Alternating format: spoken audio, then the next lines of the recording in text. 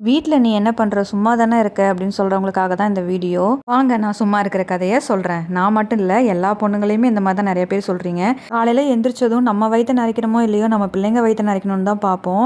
எல்லாருக்கும் ஞாயித்துக்கிழமைன்ட்டு ஒரு நாள் லீவ் இருக்கும். நம்மளுக்கு அதுவும் கிடையாது. அன்னைக்கு தான் டபுள் ஷிஃப்ட் வேலையா இருக்கும்.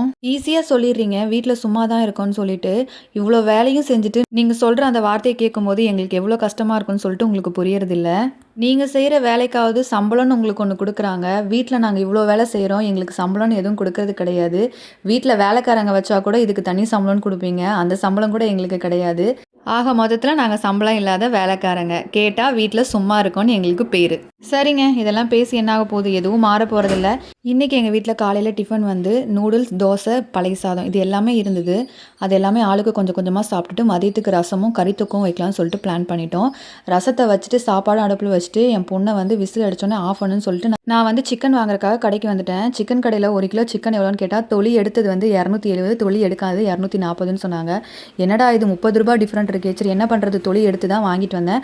அதுக்கப்புறம் பார்த்தா மசாலா பாக்கெட் இல்ல. கடைக்கு போய் மசாலா பாக்கெட் வாங்கிட்டு வந்துட்டு வீட்டுக்கும் வந்து கறி தொக்கையும் ரெடி பண்ணியாச்சு.